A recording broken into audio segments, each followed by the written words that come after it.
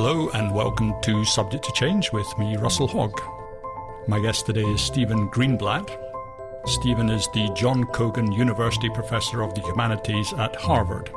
He's the author of many acclaimed works, and his main, but certainly not his only, areas of interest are the Renaissance and Shakespeare. And today we're going to talk about a truly remarkable piece of work. It's a poem written some 2,000 years ago by the Roman author Lucretius, and this poem was the subject of Stephen's Pulitzer Prize-winning book, The Swerve. So welcome, Stephen, to the podcast. Thank you very much, Russell. First of all, I just want to say I found the book, The Swerve, absolutely amazing, and it had so many themes and so many different stories in it, and that it explored these in all different directions. And then the ideas in Lucretius's poem itself, they left my head absolutely spinning. And that kind of makes it difficult to know where to start the podcast. So I thought we could maybe start a bit off centre, if that's okay, and start with the Council of Constance, because that story, is fascinating in and of itself, and then indirectly it leads to the rediscovery of Lucretius's work. So maybe you could tell us a bit about what the Council of Constance was all about, and then we can move on to what a certain Poggio got up to once he found himself without an employer and with a bit of time on his hands. Fine, Russell. It actually is an interesting place to start because in some sense my book, though you're kind enough to say that it has many themes, has an extraordinarily simple core, which is what seems like one of the dullest human actions possible. Someone reached up to a bookshelf, took a book off the shelf, and opened it up. That's it. And the world changed, or at least I argue that the world changed. But the Council of Constance is something like the opposite. It's an unbelievably complicated, swirling, confusing, maddening, mad set of events that had to do with an institution, a great institution, the Catholic Church, experiencing something like free fall.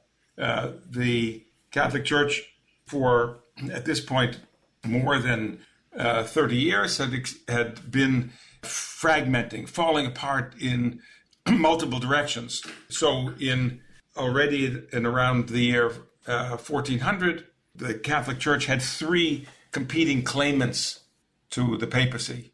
I vaguely thought there was a schism where there was two popes, and I was amazed to read in your book that there was in fact three.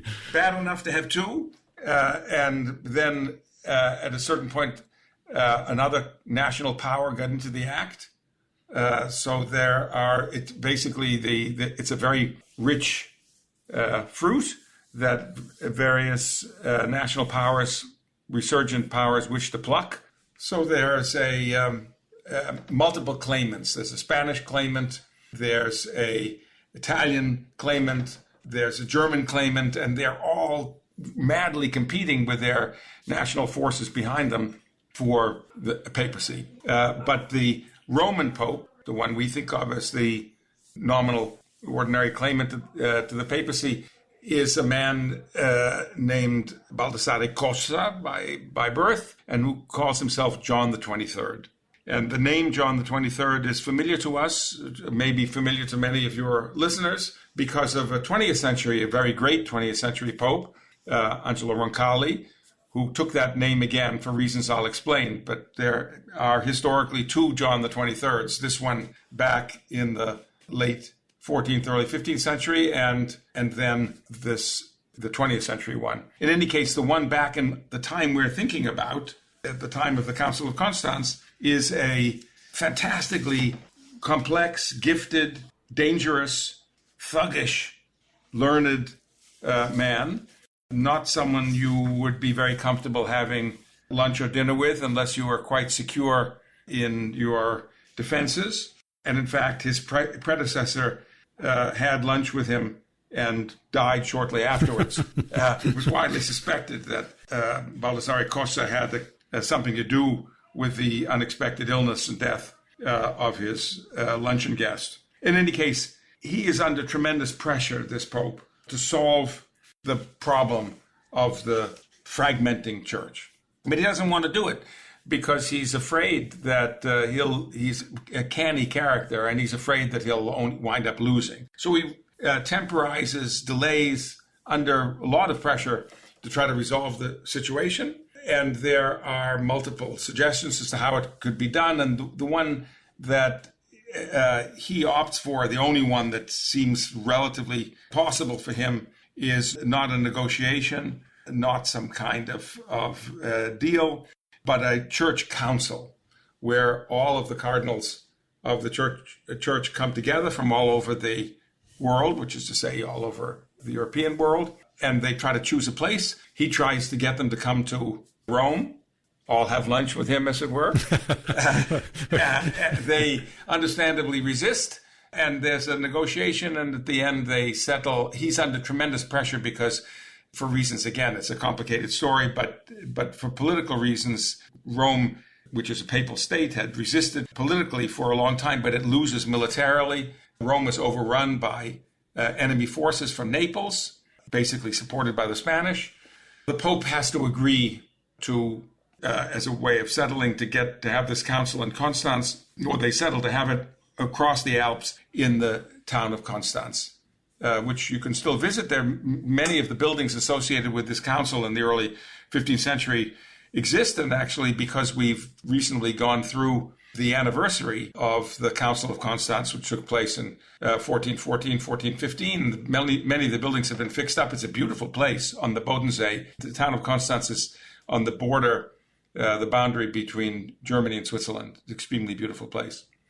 The Pope makes his appearance. Between 50 and 150,000 people come into Constance.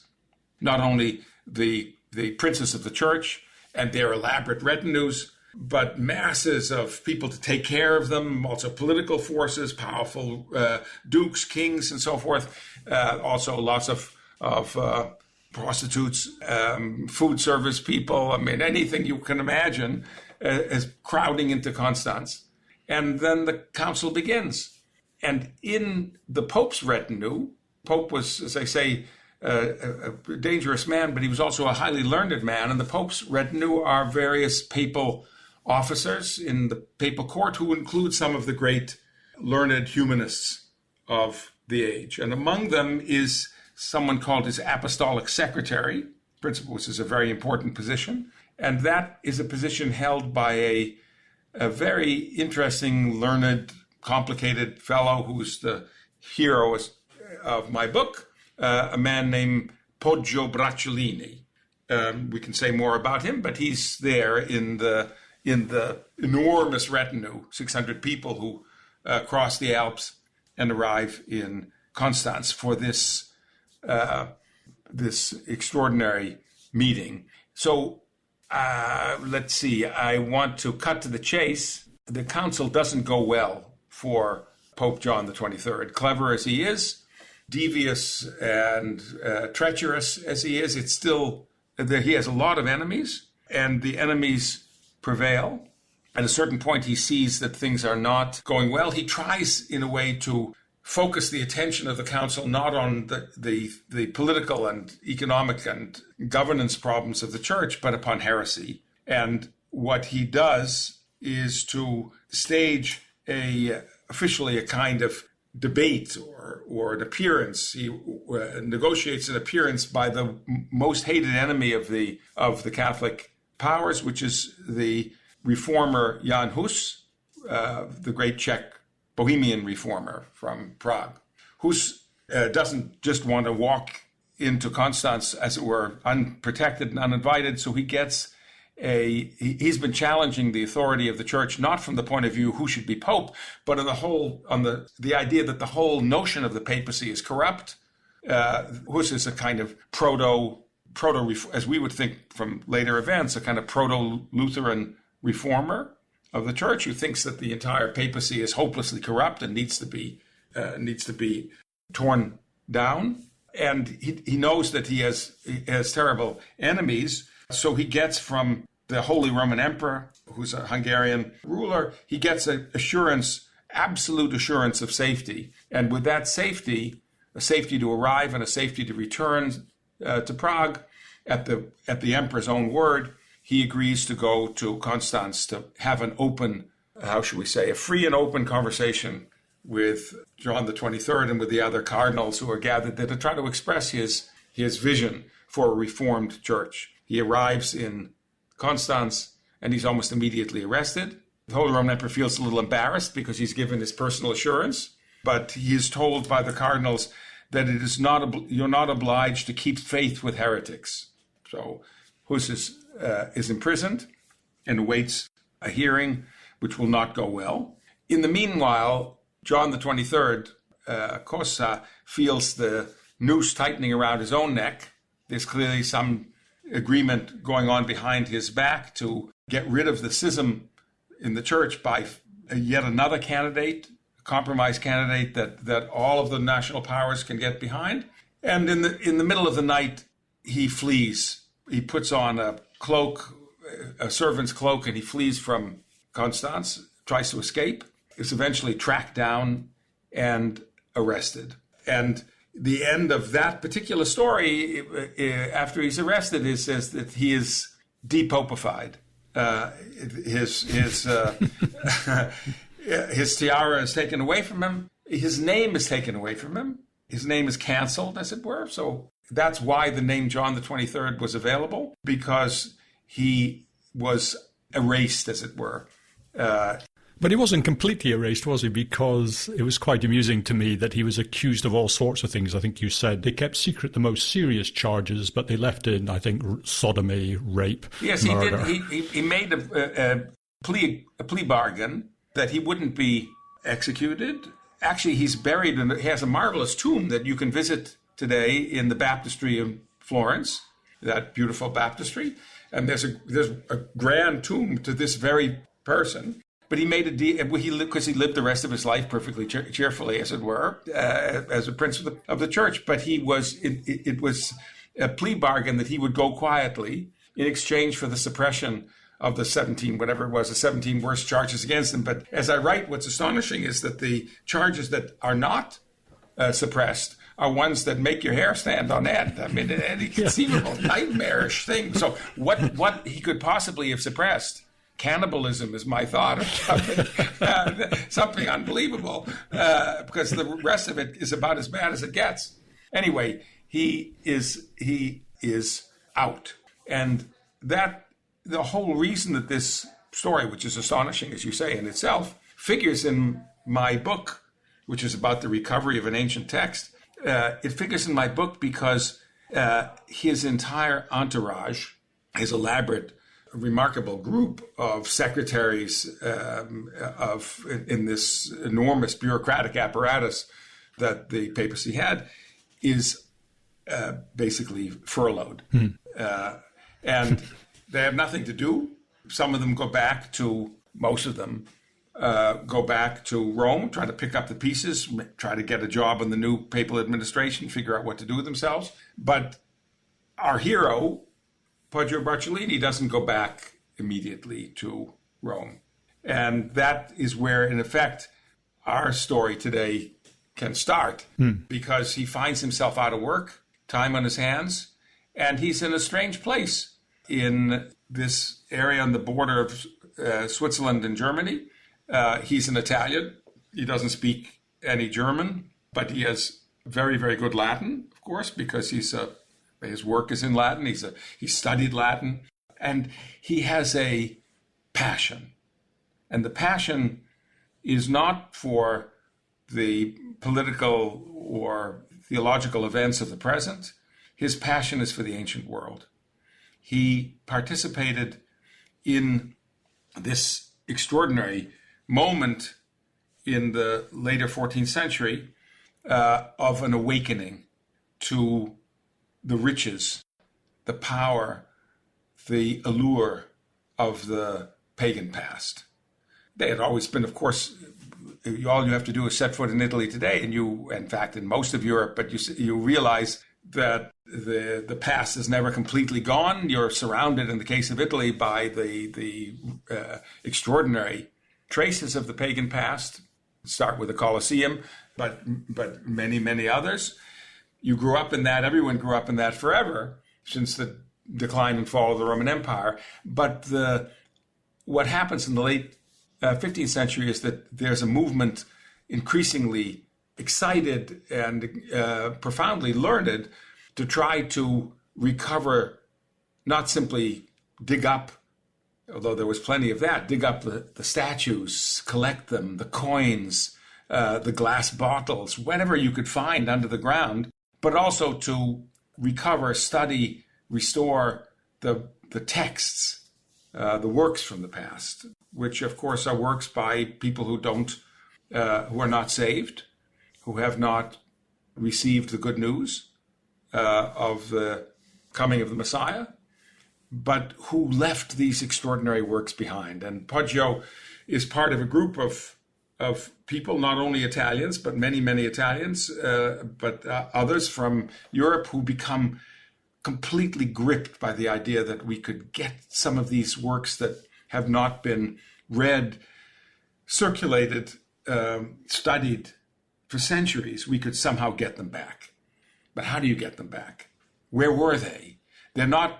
You can't dig them up from underground because paper, parchment, papyrus all decays underground, and except in Egypt, in the sand.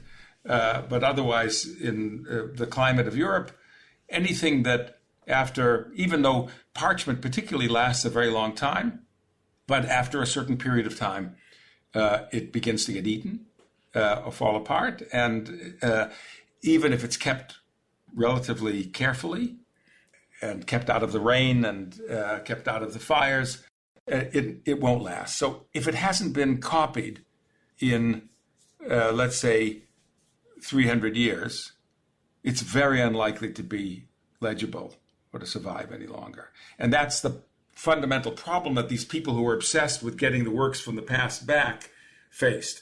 There were a certain number of works that had been copied over and over again, repeatedly from the ancient world, even after the libraries were shuttered, even after the schools had closed down under the impact of the barbarian invasions. When the Roman Empire falls apart, a certain number of texts kept getting copied, but a relatively modest number in circulation, so that people would have known that, let's say, Plato's Timaeus, a work of Plato's, that work got copied multiple times. People know it all through the Middle Ages. Just as a certain number of statues survived, were not buried underground, and as it were, or smashed, intact, but relatively few.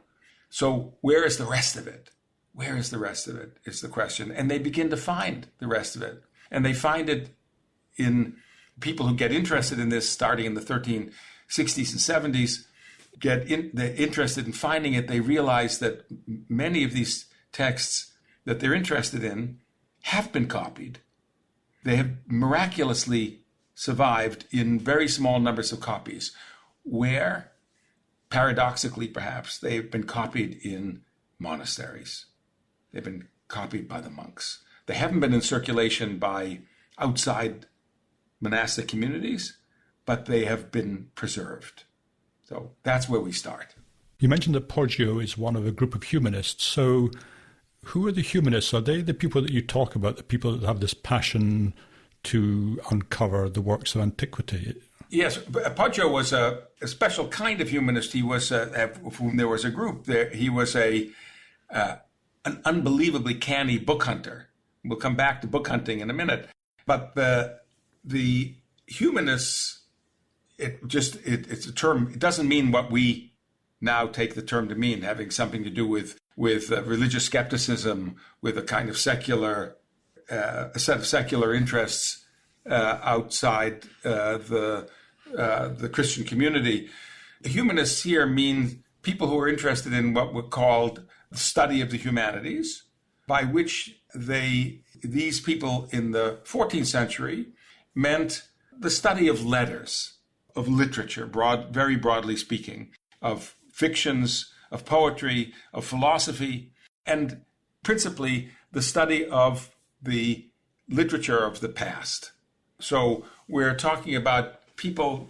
Poggio's great mentor and teacher was a person effectively who was running Florence in the late 14th century, named Coluccio Salutati. And Salutati was an enormously gifted and powerful politician, but he was also a learned man who became completely fascinated by figures like Cicero or Ovid, insofar as their works had survived, and above all, fascinated by the beauty of their language.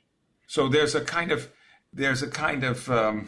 linguistic obsession, like seeing the pure thing itself, hearing the pure thing itself, hearing the words that were spoken by the ancient Romans before the language of Rome, of ancient Rome, before the Latin language had become corrupted, as they felt, by the ordinary daily uses, the uses that basically produced French, Spanish, Italian, the other Romance languages. Latin, those are all languages that basically have evolved out of the Latin that was spoken in the empire before that, in the Republic. And what people like Salutati and then his disciples like Poggio become obsessed with is the possibility of hearing the voices that were spoken before that Roman world fell apart. It would be as if we could hear a recording of the way in which not our grandparents or great-grandparents, but people 1,000 years ago spoke, as if somehow we had figured out, as maybe people will, how to crack a rock open and recover a voice from that you never think you could hear again. And they felt, yes, they had found a way of cracking open the rock and hearing the voices that were spoken when Julius Caesar was alive. And they did that through what they took to be the pure and exquisitely beautiful form of the Latin that they could find in the ancient texts, the texts that had been untouched by the world of the Middle Ages, of monks, priests, of scholasticism, of the way in which Latin, in fact, was a living language all through the Middle Ages, but they felt that it was a language that had corrupted the way everyone should have spoken properly as they would have in the ancient world, as they thought. There's two questions I want to ask coming out of this, and they're kind of related. And I think sometimes people feel your book is a bit harsh on the medieval church, and this sort of goes to that. And so the first question is, what decides what remained in circulation? And then the second question is, you sort of said that it's paradoxical that the monks have preserved this. And they're kind of different sides of the same coin. So would you want to say a little bit about that? Given my book, I should scarcely feel... They felt harsh toward people like Poggio or Salutati felt very harsh toward the medieval church, but actually it seems somewhat unfair, because the reason that they were able to recover the things that they were so passionately eager to recover was that someone in the medieval church copied them, namely monks.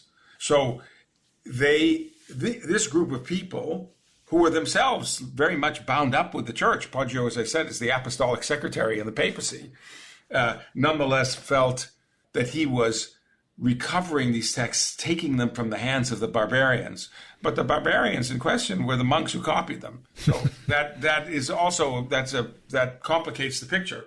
This is not as it were my hostility. This is the hostility of these people who felt that the things they most cared about had been maltreated, had been hidden away, had not been shared, had barely survived. And so far from feeling gratitude, as they well might have felt, they felt that they were saving things that were in danger of being lost in these obscure places, on shelves where no one read them. And even if they read them when no one understood them because they didn't have the linguistic ability or the conceptual ability to actually get what was going on in them, but they had somehow dutifully copied them every once in a while. So they had fundamental contempt for the institution that had actually managed to preserve what relatively little was preserved. I mean, the notion of the preservation is itself an interesting problem. As I mentioned briefly earlier in our conversation, during the collapse of the Roman Empire, with the foreign invasions, with the collapse of authority, the ordinary civil institutions of Roman life, the libraries, the Roman gymnasia had bookshelves, library rooms in them. The whole institution of copying books, the equivalent of they didn't have the printing press, but the equivalent of our printing press were what they called scriptoria, where people would copy books, make copies of books for circulation, for sales. All of these broke down. So books aren't being copied. And that's why we only have a tiny fragment of what was actually written in the ancient world, both from Greece and from Rome. We only have tiny numbers of the hundreds and hundreds and hundreds and thousands of plays, poems, philosophical treatises, and so forth and so on. Only a tiny fragment of these survive. But what survives, by and large, survived because it was copied in the monastery. So the question is, why was it copied in the monasteries? Because these are works by pagans. So we take a step back to the time in which the Roman Empire is falling apart and the church is rising in power. The Catholic Church is rising in power. And there is a kind of, to simplify matters considerably, there's a division within the Catholic world between those people who felt that the pagan past was finished and should be in effect expunged. So we might imagine, let's say, my image of it, at least in my mind, is the people who blew up the Buddhas and the Taliban who blew up those statues of the Buddha. So we get in Afghanistan, we get the people who just wanted the Catholics, the Christians who want to destroy the pagan past. And that's why, Russell, did you ever wonder when you go into a museum why almost all the statues are broken? They're broken partly because of earthquakes and falling down and so forth, but that's not the only reason. And why are they broken? Why are the noses so often broken? Well, your nose sticks out a little bit. No, I mean, that's true. But people went around and hit the statues, banged them. They tried to deface them. They didn't necessarily, it's actually difficult to destroy a piece of stone, but you can knock a nose off or a penis off, as people did routinely. And they did it as partly through just vandalism, but not, it's a kind of philosophical vandalism, to attack these things, to break them down, to show that those gods are defeated, that culture is defeated. So we get a powerful movement of this kind. And then we get an opposition to it.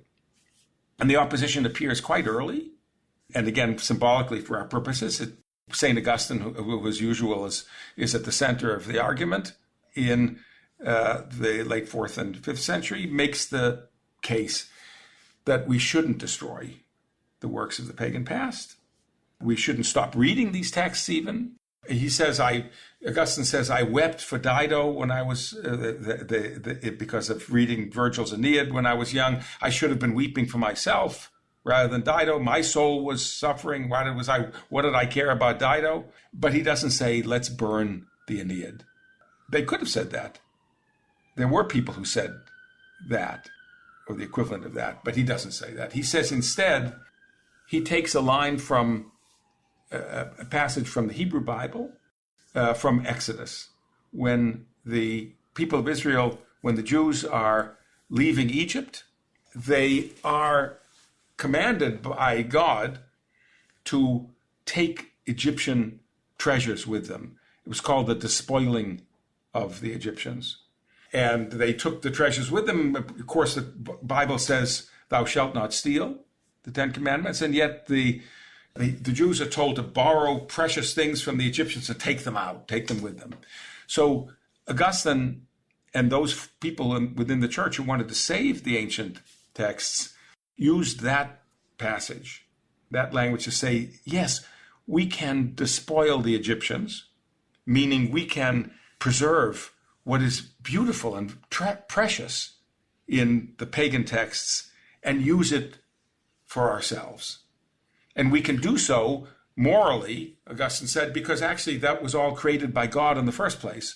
And the pagans simply appropriated for themselves what was actually should have been always ours, what was God's. And they have, in that kind of words, a way of justifying this action. And that's crucial, not just for my little story, but that's crucial for the whole way our culture emerged because we didn't have a moment at which which the Christians decided to destroy the entire remnants of the pagan past, but they preserved things. So that allows the institutions of the Catholic Church, and especially the monastic institutions, legitimately to copy at least some ancient works, to keep copying them, even though they know perfectly well that these works are not Christian works. Sometimes they don't copy them, and some of the works that survive from the ancient past are there just because you can read literally you can read between the lines, because they tried to scrape off the old text and they wrote the new one on top of it, but you can read the text they tried to scrape off. But they also copied ancient pagan works. And many of the works that we now study that seem to us the most precious from the ancient world survived because they were copied. Everything has to be copied, or go back to that point, or it disappears. So someone copied Oedipus Rex. Someone copied the Oresteia. Someone copied Ovid's Metamorphoses. Not just someone, over and over again copied over, otherwise it wouldn't have made it through to our world. And they could do so because the Augustinian, let's say, call it that, the Augustinian argument, the argument that we good Christians can use these materials. We don't believe in Jupiter. We don't believe in Venus. Those are demons. Those are fraudulent gods. But we can use these stories. This incredibly beautiful treasure from the past, for good Christian purposes. That's what the argument was. We've left poor old Lucretius on the shelf for quite a long time in our story, so maybe is it time to bring him off the shelf? Absolutely. So among the things that survives, but many things survived in relatively large numbers, So just say a bit about that. Why do some things survive in large numbers and some things just vanish completely? To some extent it's accident. Just happens to, for whatever reason, just accidentally to have been multiple copies survived a couple of different places. Some librarian somewhere said to a monk who was in the scriptorium, copy this, and the monk, but then another one did it in another library and somewhere else, and so multiple copies survived. But sometimes it's not just accident. In the case of the text that we're talking about today, it wasn't accident, because the philosophical text that we're talking about was disliked by a lot of people. Many of the pagans didn't like it. The Jews didn't like it. The Christians didn't like it. Later, the Muslims didn't like it. And we can explain why. But even though it had some significant fame in its own world, a lot of people had it in for it. So if it's something you really hate, you can expect that it will be copied less frequently, particularly if it's already it's a relatively refined, and if all our culture is falling apart, if it's all going under, will John Rawls or Wittgenstein be endlessly copied? Well, probably not. There'll be more copies that will survive of something else, of a popular novel. So it's a little bit like that. So what we're talking about in the case of what happened, and the whole point, to go back to the whole point we're having this conversation, is that our unemployed book hunter took a book off a shelf which he had heard about because he had read references to it, and he was very alert, as all these people were alert, to references to books that no one had seen for centuries, but were mentioned. And this book was mentioned by Ovid, and it was mentioned by Cicero. And it was a book by a poet called Lucretius, Titus Lucretius Carus, his full name, called On the Nature of Things. But the book had not been in circulation for a very long time, many centuries. And no one outside of a very, very tiny number of monastic communities had an opportunity to read it. And then Poggio took it off the shelf in the monastery. He doesn't reveal the name of the monastery, though I give it a guess in my book as to which one it was, somewhere in Germany. The reason that he didn't go back immediately to Italy is he thought we've already rifled through the libraries of the monasteries in Italy for the most part. People like me, book hunters like me, but now we have a field where people haven't been, of monasteries where where clever people like me haven't looked through the library catalog and the books on the bookshelf and see if we could find any books from the ancient world. So he goes off to a library, I think it's Fulda in Germany, and he introduces himself. He's a perfectly presentable papal secretary with very good Latin. He's a famous joke teller as well. He's a genial fellow. And he gets into the library and he finds this book.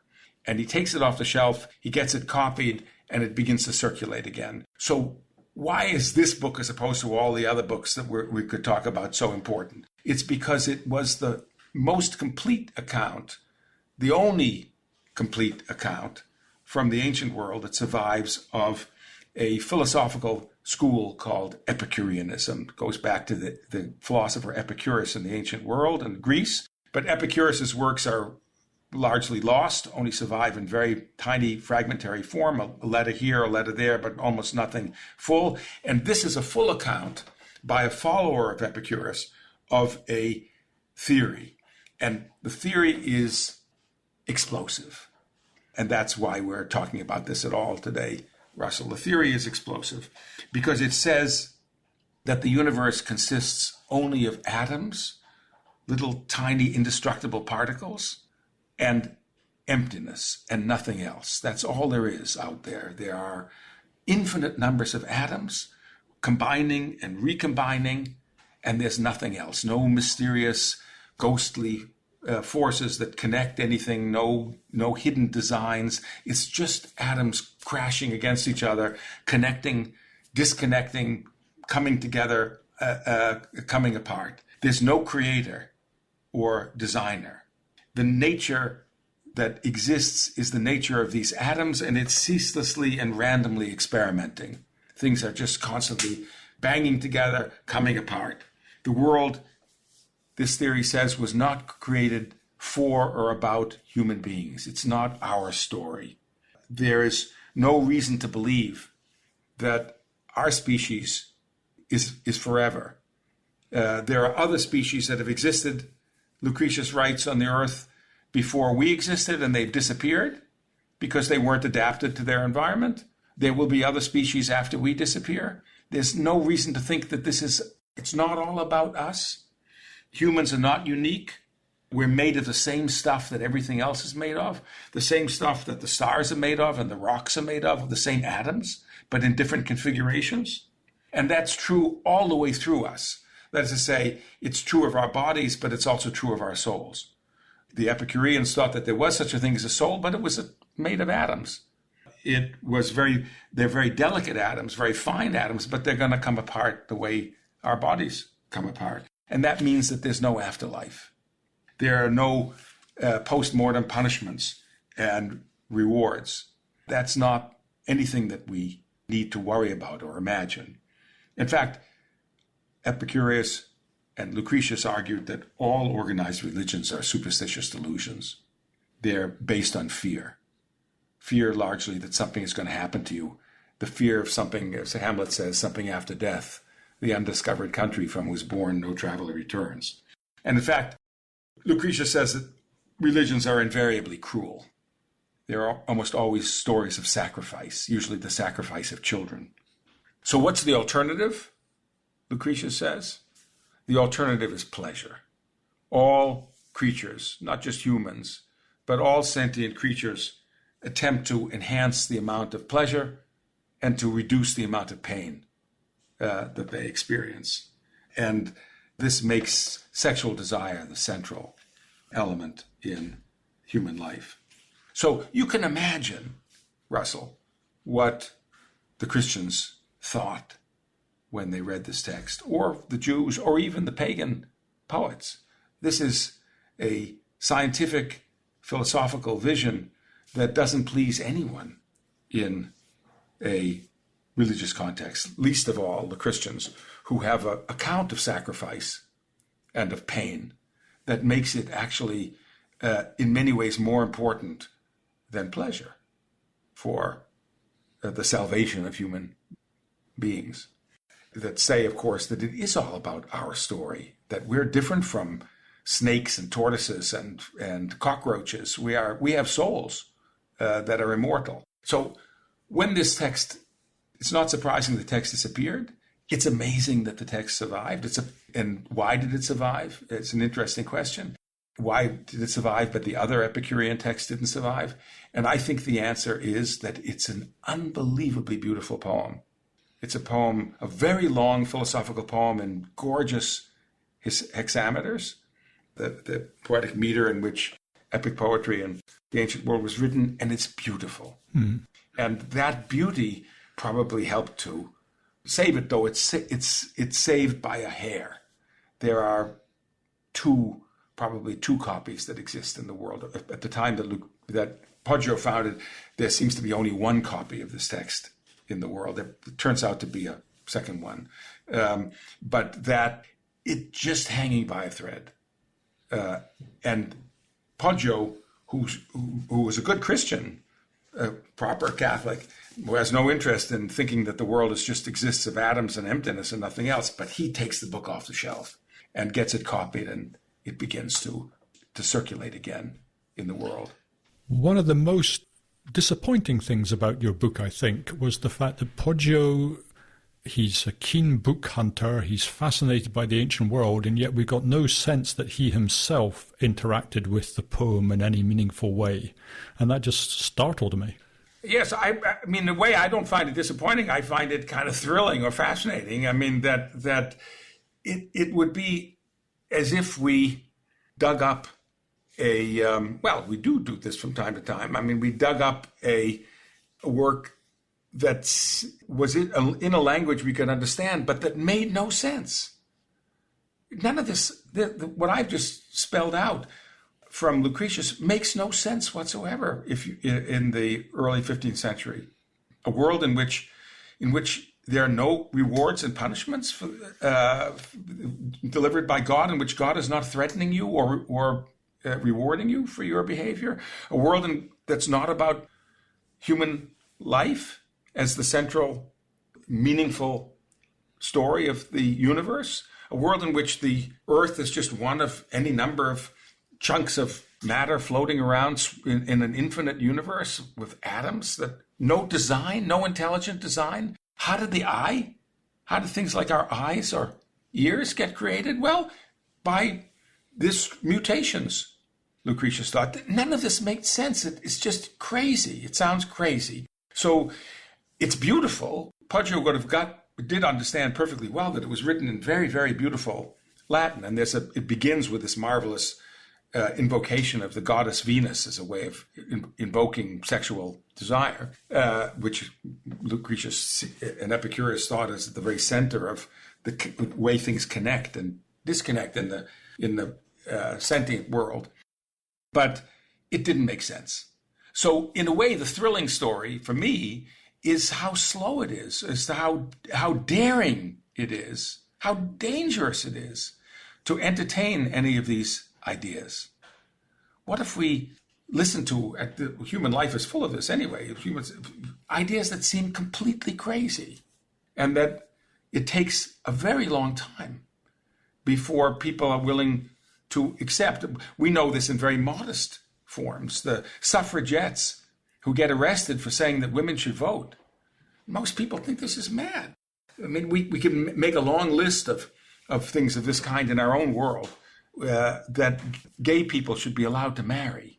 This seems insane. Would have seemed madness to most of the world of our grandparents, great-grandparents, or for that matter, people about 15 years ago. and then suddenly the world changes, and suddenly, in the case of Lucretius, is not quite right, but over a period of time, several centuries, people begin to take in that these propositions are not madness. These propositions open us up to the possibility of a different vision of the world, a vision that actually, to our way of thinking now in the early 21st century, seems much closer to the truth than the vision it was opposing. One of the most startling things about the poem is that it's not far off what me as a 15-year-old schoolboy would be able to explain the universe as, well, it's atoms and they're kind of this void. It's pretty much as I understand the world to be, and that's this guy 2,000 years ago, or longer, I suppose, if atomism predates Lucretius. I'd maybe even predates Epicureanism. But, this idea that they uncovered how the world actually works just by thinking about it. Yes, a hypothesis that doesn't depend on experiment at all. I mean, on anything like scientific verification. It's a hypothesis based on cunning observations of the world. Why do you smell things when someone is wearing perfume? Why do clothes that you've left on the beach when you've gone for a swim, why are they damp when you come back, but they haven't been touched by the water? What are those little things that are dancing around in a beam of sunlight? And then thinking, could this possibly mean? What could this tell us? And then thinking, the world is full of, as we know, Russell, the world is full of very stupid people, but it's also full of unbelievably intelligent people. So that these are the hypotheses of crazily intelligent people who dared to think outside the box 2,500 years ago and to put together the world in a different way from which the dominant culture was telling them the world was put together. But it's always dangerous to do that. And it did prove to be dangerous for various people who got too close to this story. Come on to that in a second. I just want to go back to the fact you say that the poem was dedicated to the goddess Venus. And Lucretius allows the gods to exist, but he kind of parks them off to one side. And it feels to me like the whole poem, even at the time, would have been seen as basically atheistical. Is that not right? Yes, and it was seen at the time. Some people argued at the time that it was atheistical, or in any case, that it wasn't punished. And in general, the point about the ancient Gentile world is that it didn't. That isn't the way it behaved toward alternative beliefs. There are lots of beliefs that are floating around that allowed people to explore thought, including it's not.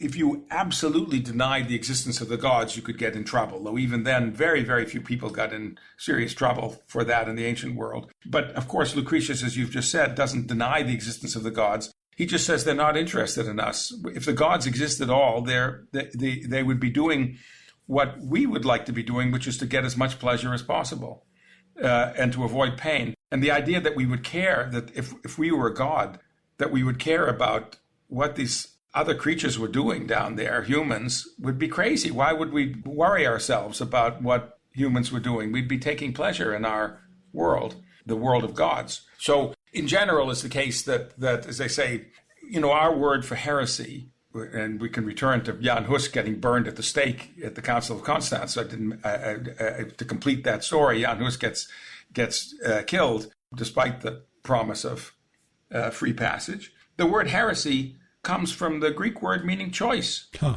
And it wasn't a word that meant something wicked that you would punish. It meant you had a choice. You could be interested in what Plato was offering at his school, what Aristotle was offering at his school, what Epicurus was offering at his school. You could, it'd be like looking at the course catalog in the university and deciding what course you wanted to take.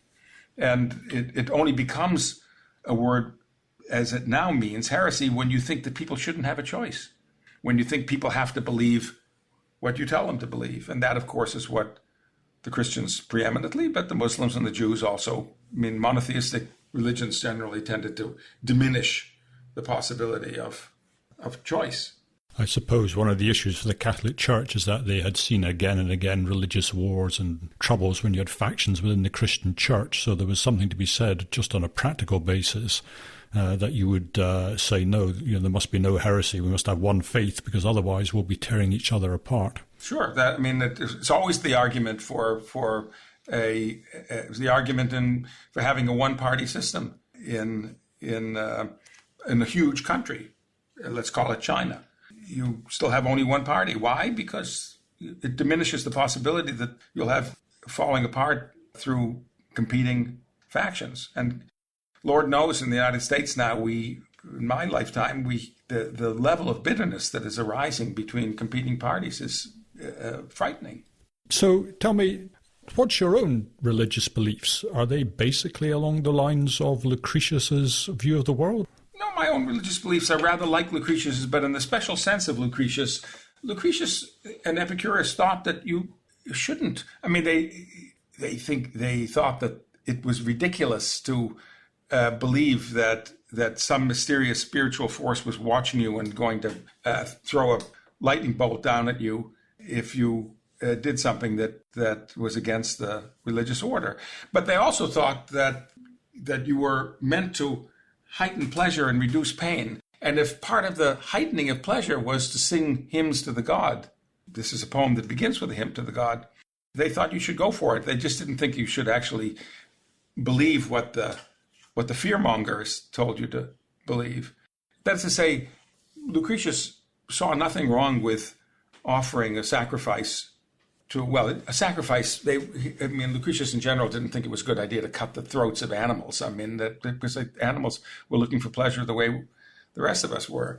But if you wanted to make an offering to a god, say a prayer, sing a hymn, go for it. I mean, so actually, I'm Jewish. I was raised in a serious Jewish home. My 3 sons all had bar mitzvah ceremonies. I observe Passover holiday. We've recently lit the candles for Hanukkah.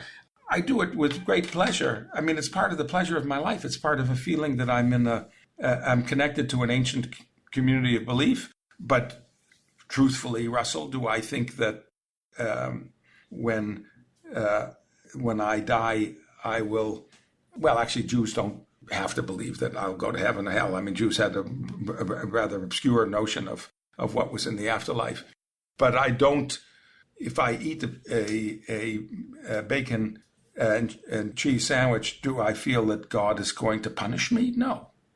If I'm eating too much bacon, I think I'll be punished by taking in too much animal fat. But that's say I don't, in that sense, believe at all. In that sense, I believe in what emerges from Darwin, which emerges from Lucretius, a world of mutations, atomic mutations. But I live within a community of belief that I'm very comfortable with.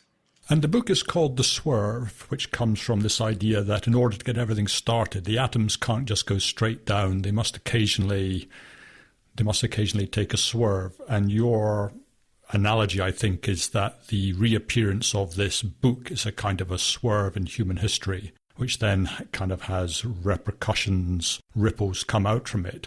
But do you think it really changed things? Did it change the course of history? I'm sort of trying to see where it had effects, and it seems quite difficult.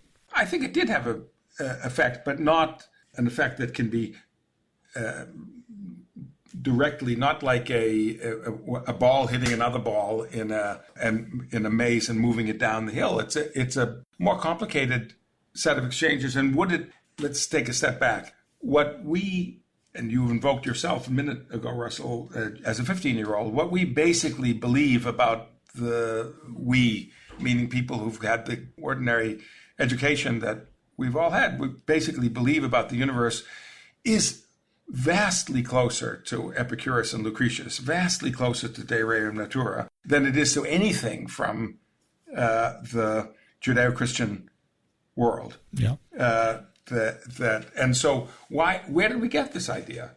Where did we get what we've come to? Now, of course, because of dark matter, but we won't go there, but we're in a rather different understanding of what matter is. But the core popular understanding of the kind that we've all been initiated into, and we're initiated into because actually modern science totally depends upon it, comes from somewhere. So where does it come from?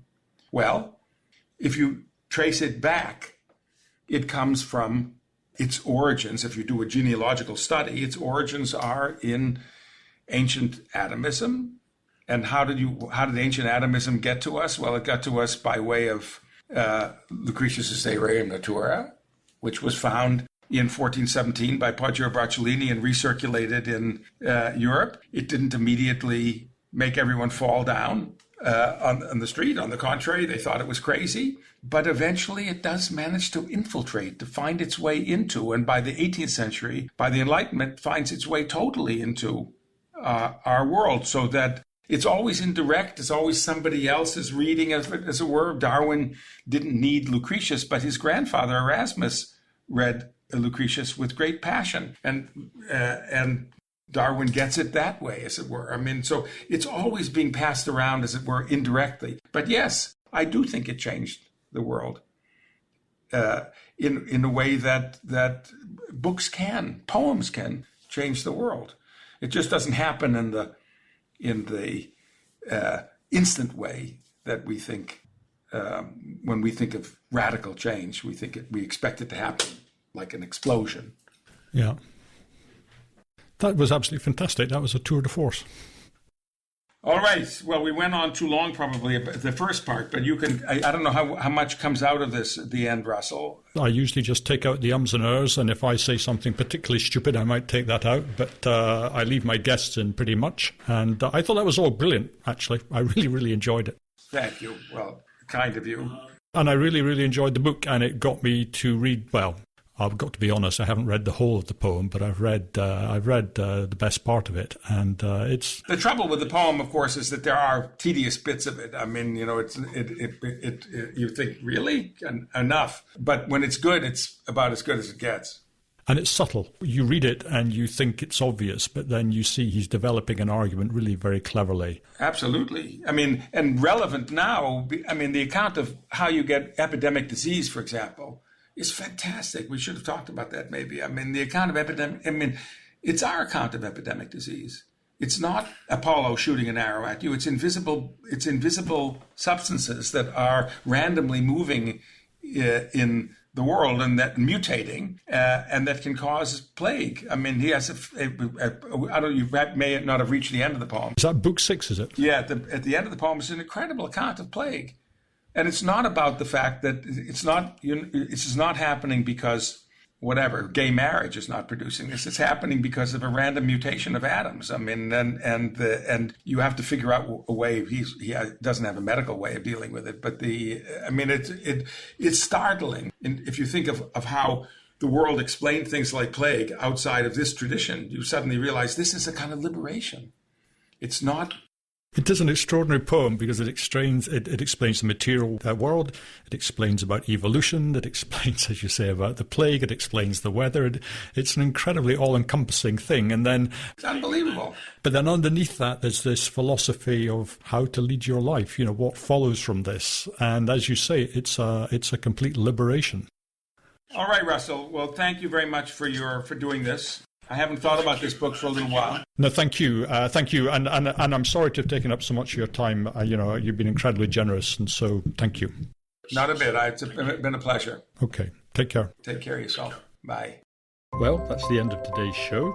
I hope you enjoyed listening, and if you did, do please join me for the next episode. And if you have the time, please do recommend me to your friends. And a share on social media, and maybe a review on iTunes really helps my guests get the audience they deserve. Goodbye for now.